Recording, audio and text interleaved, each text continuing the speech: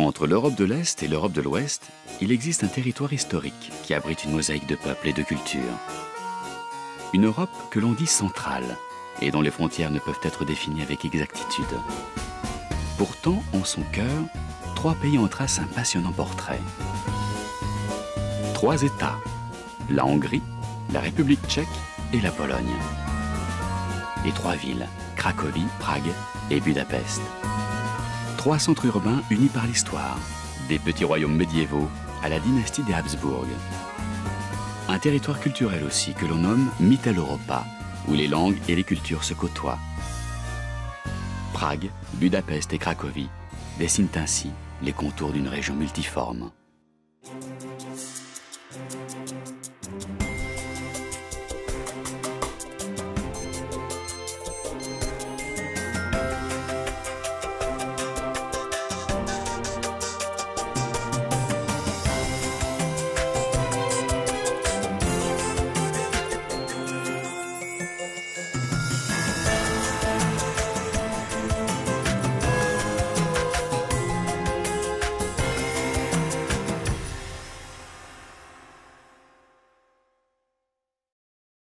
Dans l'ancien royaume de Pologne, la région de Galicie appartient depuis toujours à la culture d'Europe centrale. En son cœur, une ville à l'histoire millénaire, Cracovie.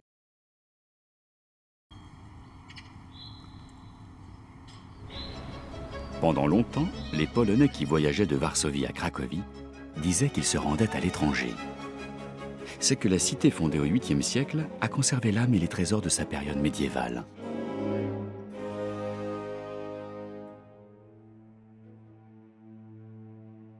Au bord de la Vistule, sur la colline de Wawel, se dresse la résidence des rois.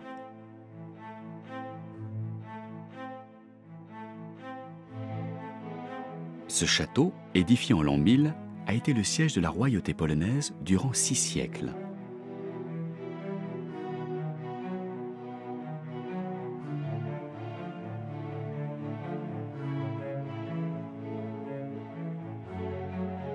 C'est ici que les principales décisions du pays ont été prises. En 1386, la Pologne s'unit au Grand-Duché de Lituanie. Le petit royaume devient un immense ensemble de 800 000 km². S'ouvre alors pour Cracovie une époque brillante. Le XVIe siècle sera son âge d'or. Les souverains remanient le château en s'inspirant du style Renaissance. On part à la cour intérieure d'arcades gréco-romaines.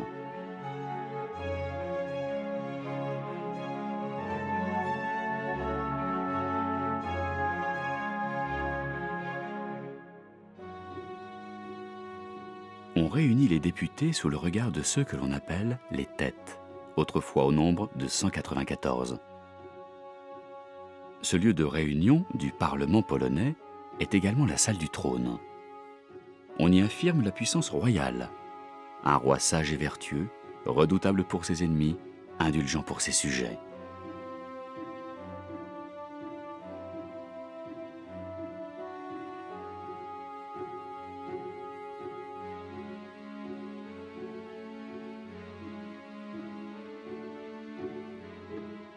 Cœur laïque du royaume, la colline de Wawel abrite un monument qui symbolise sa puissance ecclésiastique.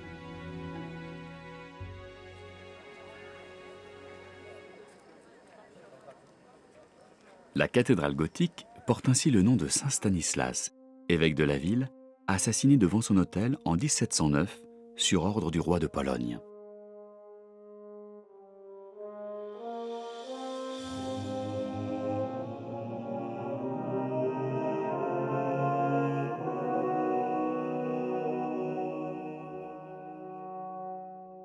Longtemps lieu des couronnements royaux, on donne à l'édifice, sous Sigismond Ier, les couleurs de la Renaissance.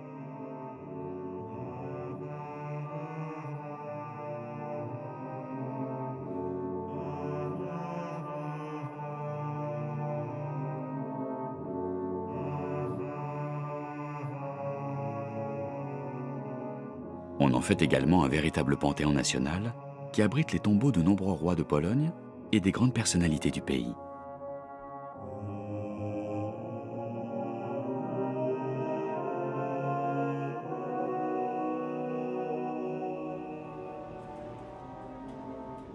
Rayonnante au XVIe siècle, Cracovie a pourtant longtemps connu les désordres politiques et la menace teutonique.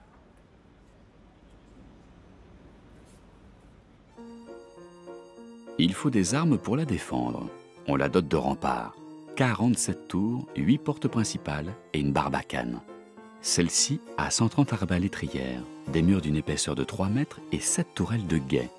C'est une véritable forteresse destinée à protéger le cœur de la cité. Le réseau urbain médiéval a été tracé en 1257. Toutes les rues mènent alors à la place principale, symbole d'une Cracovie marchande qui s'épanouit. S'y dresse la principale église paroissiale de la ville, la basilique Notre-Dame. Ancien édifice roman, on le transforme dans le style gothique. Mais tandis que l'une de ces tours atteint 80 mètres, l'autre s'arrête étrangement à 69. La légende en attribue la faute aux bâtisseurs, deux frères dont l'un jaloux assassina l'autre, laissant son œuvre à tout jamais inachevée.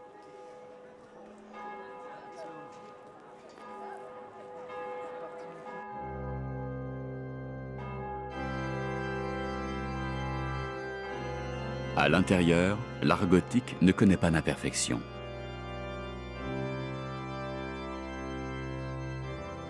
Son point d'orgue, un monumental retable de 11 mètres sur 13. On le commande au maître du Nuremberg, Wittezwoz. Arrivé à Cracovie en 1477, il lui faut alors 12 ans pour sculpter dans du bois de tilleul les 200 personnages du polyptyque.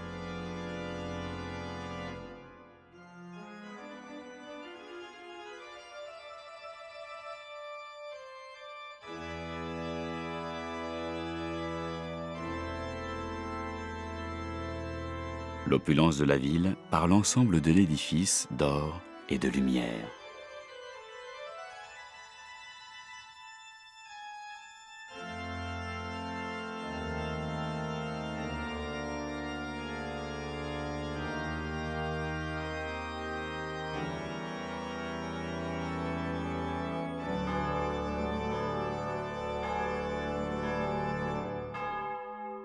Cette ère de prospérité est également pour Cracovie une période d'essor culturel sans précédent.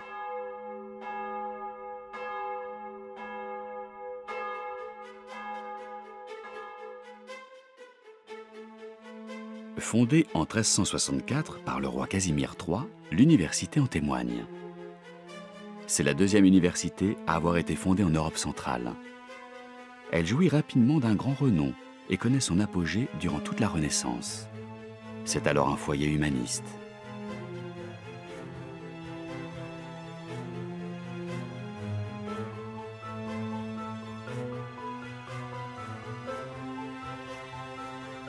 Le lieu est réputé pour ses écoles d'alchimie, d'astrologie, de géographie, de droit, de mathématiques et sa faculté de théologie autorisée par le pape seulement en 1397. Les élèves y sont nombreux et certains prestigieux. Nicolas Copernic, dont les travaux révolutionnent le monde scientifique du XVIe siècle, et bien plus tard, le futur pape Jean-Paul II.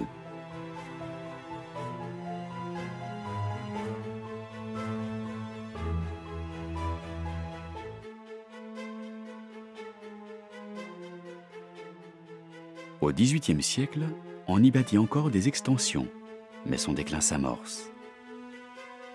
Cracovie fut ainsi longtemps un des centres historiques et culturels de l'Europe centrale.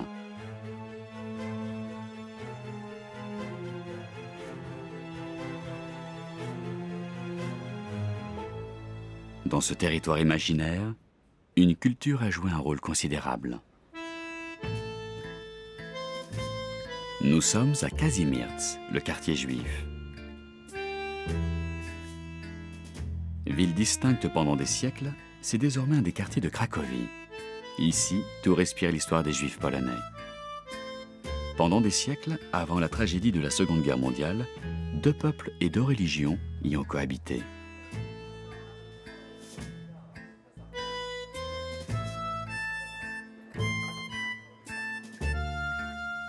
Un autre lieu abrite également les ingrédients de cette Europe médiane.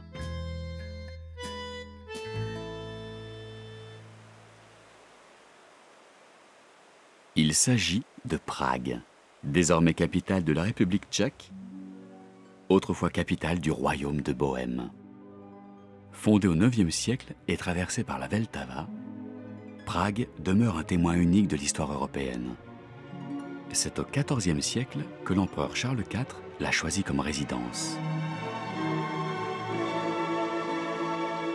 Élevé à la cour de France, il veut faire de la ville un second Paris.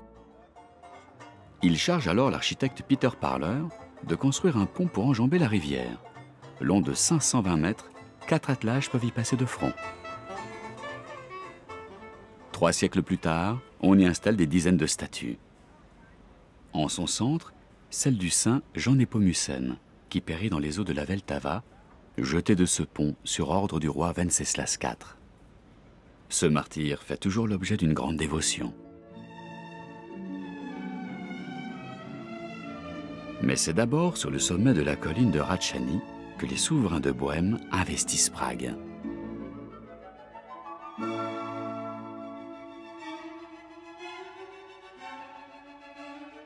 Ici, le château de Kafka existe bien. C'est le siège du pouvoir royal dès 1158. Les rois s'y succèdent, les styles architecturaux s'y côtoient. Le palais, plusieurs fois remanié, devient ainsi peu à peu une véritable résidence royale.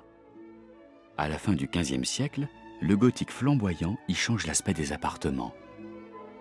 La salle Vladislav, au lieu de ce style, est aujourd'hui encore un symbole du pouvoir. Elle accueille sous ses voûtes d'ogives le président tchèque, nouvellement élu pour son allocution aux parlementaires.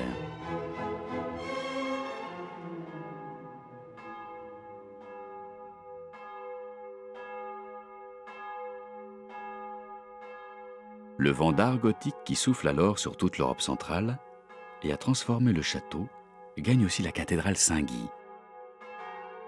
Commencé en 1344 par l'architecte français Mathieu d'Arras, l'édifice est ensuite poursuivi par le jeune maître d'œuvre du pont Charles, Peter Parler.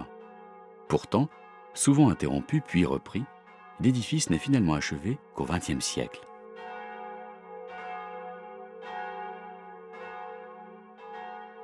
Cette cathédrale est encore l'œuvre de Charles IV.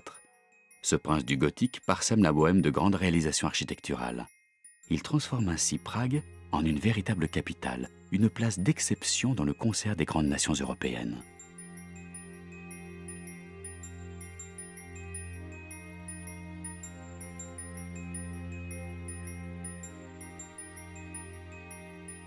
La porte d'or, l'entrée principale de la cathédrale jusqu'au XIXe siècle, semble ainsi inscrire l'édifice dans la grande histoire. D'une mosaïque vénitienne du Jugement dernier aux arcatures gothiques, l'édifice est digne de la splendeur du Saint-Empire romain germanique.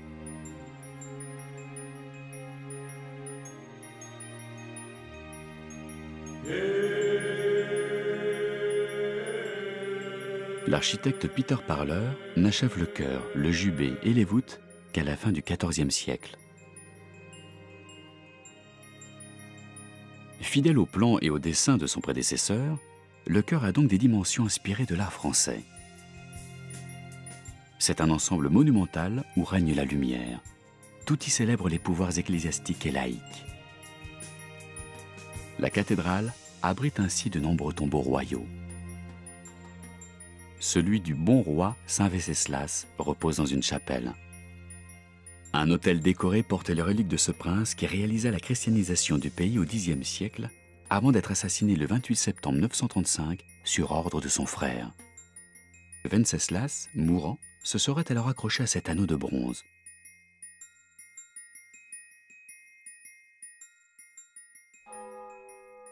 Les vitraux sont modernes. Ils témoignent de la beauté de l'artisanat tchèque.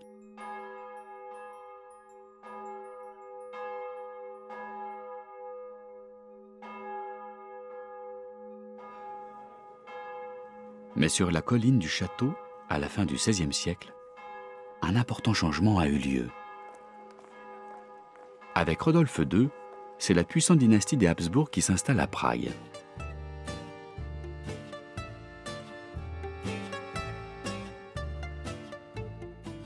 L'Europe centrale tout entière change alors de visage architectural.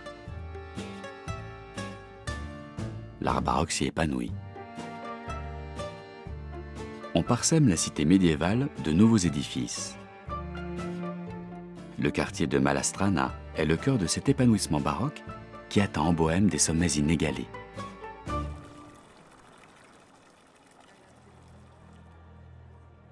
La piété de cet âge est intense et cette vie religieuse omniprésente s'inscrit dans la pierre.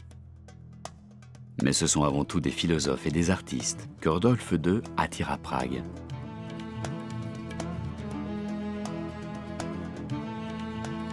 Sur la place de l'Hôtel de Ville, les arts rayonnent.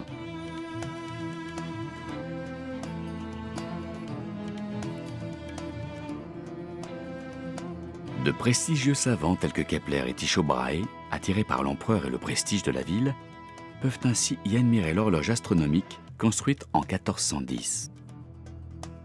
On y lit le cycle de la Lune, le cycle du Soleil et celui de la mort.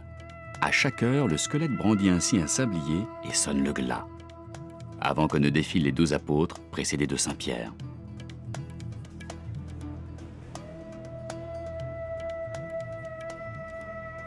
Dans cette cité où seule l'horloge astronomique atteste du temps qui passe, l'âme de la Mitteleuropa survit également au cœur d'un quartier bien particulier. C'est le quartier juif, baptisé Józefov en l'honneur de l'empereur Joseph II, qui à la fin du XVIIIe siècle accorda aux Juifs l'égalité des droits sociaux et politiques. Les Juifs y sont présents depuis le Moyen Âge, marquant le paysage urbain et la culture de la ville. L'ancien cimetière en témoigne. Ce fut pendant près de 3 siècles le seul autorisé aux Juifs. Plus de 100 000 personnes y reposent, le manque de place obligeant à superposer jusqu'à 12 couches de tombes.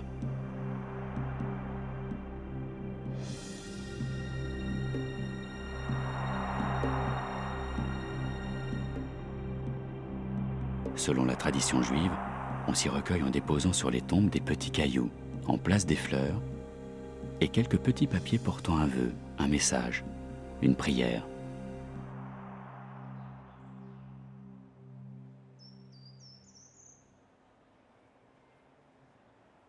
Une des synagogues de Prague, toujours en activité, atteste de la permanence de cette culture au cœur de l'Europe centrale, malgré la Seconde Guerre mondiale. La synagogue espagnole a été construite dans la seconde moitié du XIXe siècle.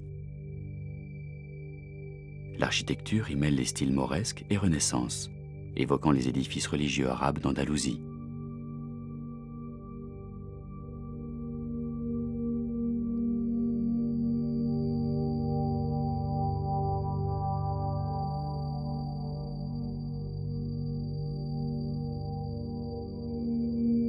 Stucs inspirés de l'Alhambra de Grenade, motifs orientaux gravés dans les murs et sur les piliers, y célèbrent l'harmonie des peuples et des religions.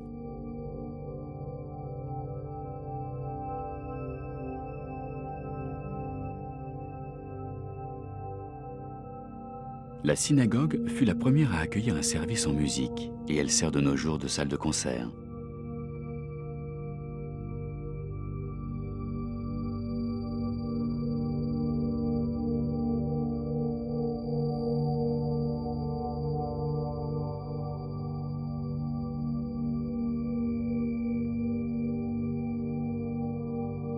Prague est bien celle qu'André Breton appelait la capitale magique de la vieille Europe.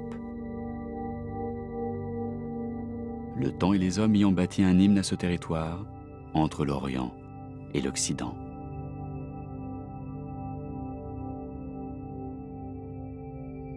Au cœur de la Hongrie, une autre capitale trace aussi les contours de cette région.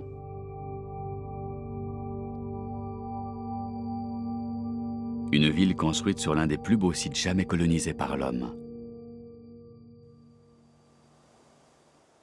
La plaine de Pest et les collines de Buda, traversées par les eaux du Danube. Nous sommes à Budapest. Ici, les habitants déclarent « Nous ne sommes pas de l'Est, nous ne sommes pas de l'Ouest. Nous nous situons au centre. » C'est à Buda, dans le quartier du château, que tout a commencé. Au XVe siècle, une Hongrie médiévale conquérante s'y épanouit sous le règne de Matthias Corvin. C'est déjà un prince de la Renaissance par son goût pour les arts et les lettres. Premier souverain d'origine hongroise à accéder au trône, il lutte durant son règne pour l'indépendance de son royaume face à la puissance autrichienne et à l'Empire ottoman.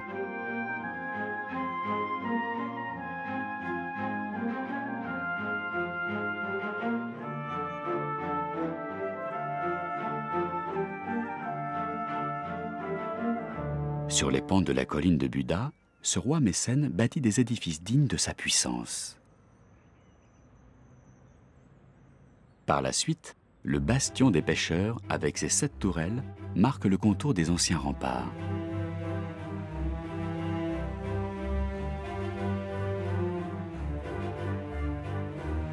Construction néo-romane réalisée en 1905, son nom évoque la corporation des pêcheurs qui avait pour mission de défendre cette portion de muraille.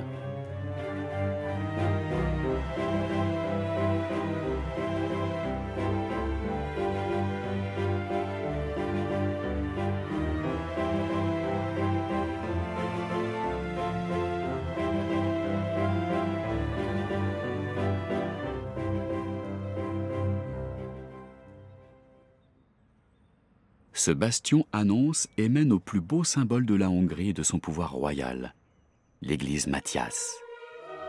Édifié en 1255, le monument doit son style néogothique actuel à sa restauration au XVIIIe siècle. Lieu des couronnements royaux, on y célèbre la gloire de la Hongrie.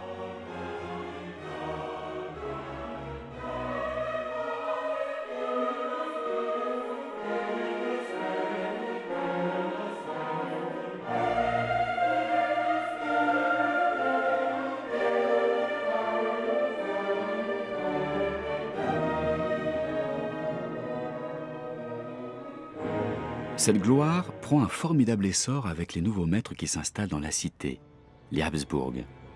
La ville s'étend hors de ses murailles et en 1873, Buda s'unit à Pest pour donner naissance à Budapest. Un homme est à l'origine de ces transformations, l'archiduc Joseph, gouverneur de Hongrie. Il fait construire le futur pont des Chênes, premier pont en pierre sur le Danube. Il fait édifier un monumental parlement s'inspirant du palais anglais de Westminster. Mesurant 268 mètres de long et 96 mètres de haut, composé de près de 700 salles, c'est le plus grand édifice public du pays.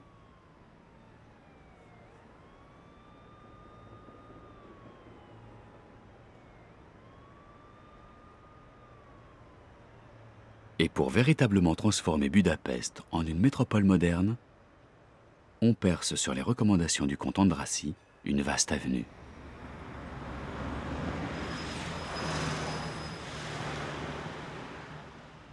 Sur cet axe qui porte le nom de son bâtisseur, les prestigieux édifices se multiplient.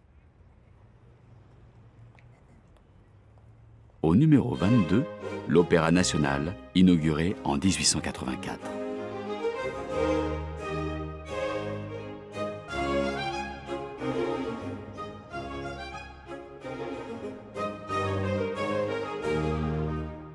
Cet édifice, qui peut accueillir jusqu'à 1200 personnes, témoigne de l'importance de la musique en Europe centrale.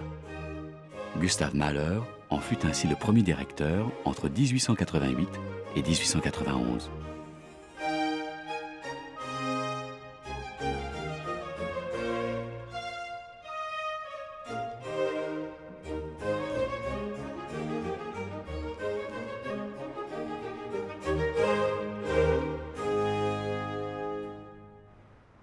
Bordée de palais et de musées, l'avenue Andrassy, celle que l'on surnomme parfois l'avenue culturelle, mène à la place des héros.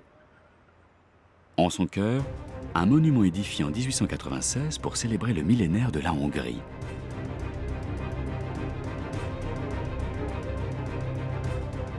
On y représente les prestigieux souverains du pays, ses grands personnages historiques, ainsi que les 7 chefs de clan magyars qui sont les pères de la nation.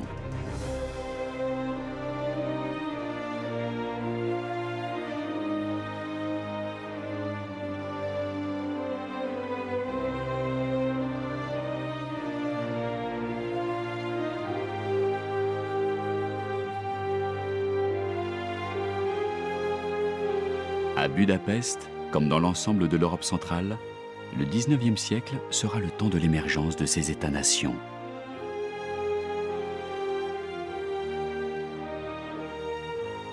Partout, un sentiment nationaliste se développe.